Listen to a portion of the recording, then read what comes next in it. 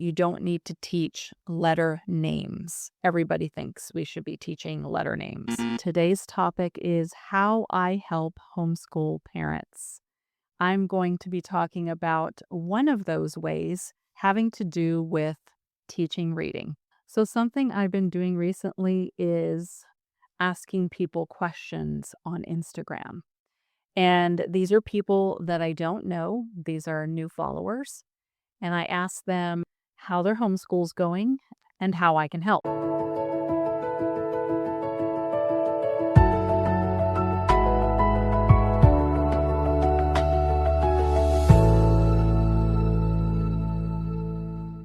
The most amazing conversations that I had was with a parent who has a 14-month-old child. And this is right up my alley because my granddaughter is 22 months right now. She's going to be 2 very soon. And I have taught my daughter how to teach her how to read, starting with teaching her about the letter sounds, of course. And it is a work. She's not even 2 years old, and she pretty much knows all the sounds of the ABCs. I wanted to share with you what this person said about their 14-month-old child, that she is very smart and curious. And of course, the parents want to cultivate that. They want it to be Bible-based. I was like, wow, that's amazing. I'm so excited for you. You are definitely getting a head start, and I would love to help you. I told her that I got some flashcards with the letters on them and then taught her the sounds. And I would repeat this with my granddaughter until she started saying the sounds. At least my daughter would repeat this with my granddaughter, but I did it the first few times, so that was fun. And then, of course, I taught my daughter to continue to reinforce what you taught during the flashcard time. So reinforce that during playtime.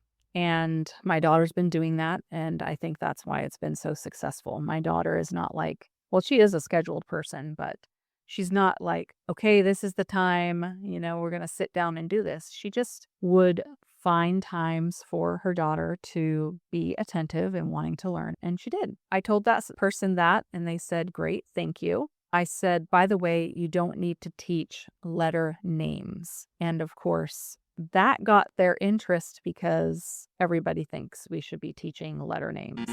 Have you seen the guy Toddlers Can Read Instagram account? He is all about not teaching letter names, and they're not necessary for reading and spelling. So it's okay to teach them that, but when you're explicitly teaching spelling and reading or sound recognition with the letters, then you don't need it. So this person says, just the sounds, question mark? Like just point to an A and say ah, not A says ah. And I said, yes, you can say A says ah. But my main point was teaching the letter names by themselves without the sounds is not effective teaching. I know a lot of parents teach ABC song, which is great. But when you're explicitly sitting down to teach them letter sounds, you don't have to use the letter name. But if you do, it is best to say the letter name with the letter sound so they're not learning that in isolation. The only confusion might come when you're teaching that the letter A says its name. It would be sufficient to just show them the letter on the flashcard and say the sound and they repeat it. It's quicker. But you can talk about the letter and the name of the letter and the sound that goes with that name of the letter when you're not using the flashcards. So it's a very specific targeted time where you're teaching just the sounds. And I also added that the flashcard is associated with the sound that the symbol makes, and it's not associated with the name. And I said this is better suited when you're teaching spelling, which you would do as soon as your child knows the sounds of all 26 letters. To teach spelling, you want them to associate the sound and the symbol, not the name of the letter. My new friend says, okay, so I don't need to teach the letter name, sound, and thing that start with the letter all at once. Just the sound, question mark? I said yes. Show the card, say the sound, have them repeat the sound, quick and easy. I do have a preference for which letters to start with: A, C, D, F, G, O, and S. And then my friend asked, is there a reason why those? And I said, yes. When you get to teaching penmanship, which might be when your child is about 2.5, after they've learned how to make circles and straight lines, these letters all start at the same location. Because once you teach penmanship, you're going to teach the letters based on where they start. And my friend says, oh, wow, I never would have thought of that. Of course, people aren't teaching that. Curriculum's not teaching that. Only the professional teachers know that, or the professional reading teachers. I mean, if you go to any of the Instagram accounts that are teaching reading, they're doing the same thing that I'm doing. And I said, this is how you prevent dyslexia. And she had this bright-eyed, surprised emoji response. And then she says, is there a specific curriculum or books or anything you used to figure out how to teach your kiddos and now your granddaughter? And I said, yes. It's called The Writing Road to Reading by Romalda Spalding. I was trained in this program before I even had kids. It's the only language arts curriculum you're going to need for kindergarten to 5th or 6th grade. And she says, okay, I will definitely look that up. Is it a book or like lessons for me? I was looking at doing the Toddlers Can Talk lessons. It's supposed to teach the parents how to teach the kid. Have you heard of it? And I said, I have not heard about Toddlers Can Talk, but I use The Writing Road to Reading by Romalda Spalding. It's for teachers. I have a course that teaches parents how to use it. It'll be the only curriculum you need for all of elementary. So here I'm introducing to my new friend the idea that you don't need a different curriculum every single year. And she said, okay, you said you have a course that teaches parents how to use it. Can I get more information about that? Of course.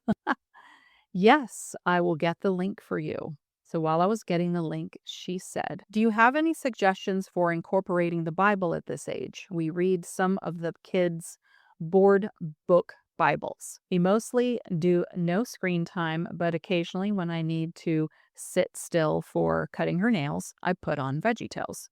And we listen to kids' Bible songs like Father Abraham. So I sent her the link to my elementary reading course, and I said, reading lots of Bible books is perfect. Teaching them how to pray, teaching them how to worship, and sing to the Lord, teaching them short Bible memory verses. And she asked, do you have some favorite Bible books for toddlers and kindergartners? And that's where we left off because I had to go and homeschool my students. But I'm going to tell her that my favorite Bible is, of course, the Lullaby Bible.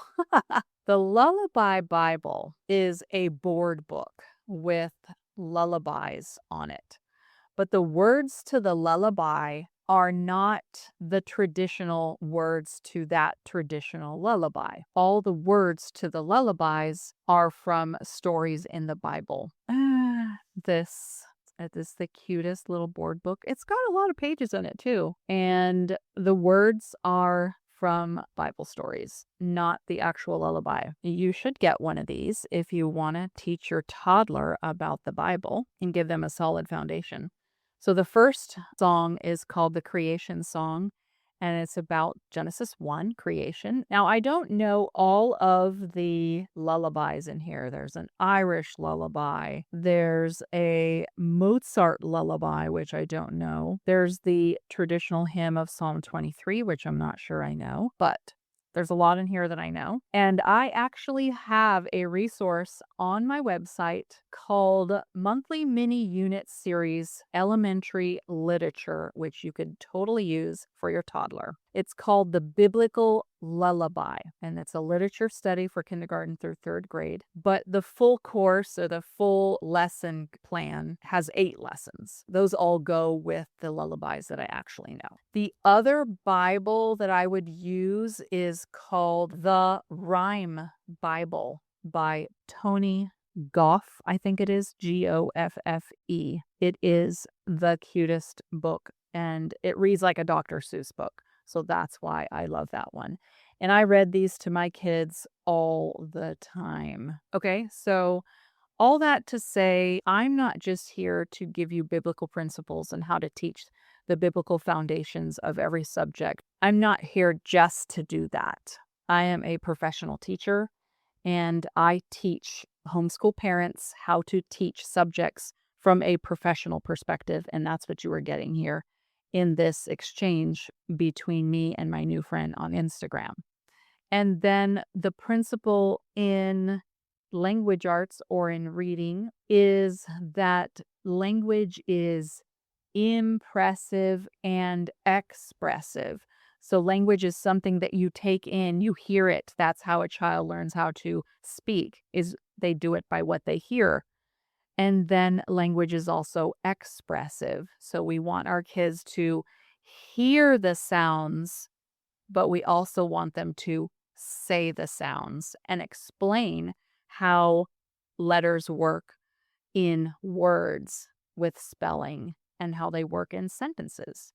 Those are the subject principles that are based on biblical principles because God wants us to have a sharp mind. He wants us to be wise and He wants us to have knowledge of the world that He created because He wants us to take dominion of it.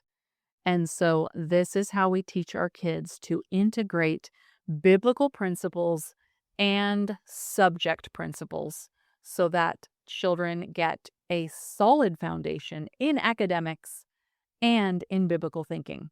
Thanks for watching. I hope you enjoyed this video. If you did, please consider clicking on the like button and subscribe if you haven't already, and set the notification bell in case you want to be notified of a new video. You can go back and watch my other videos. There's some right here and here. And also, please comment. What do you think about the biblical principles that I suggested? And what do you think about these teaching strategies? Will they work for you? Let me know in the comments. Thanks for watching. I'll see you next time.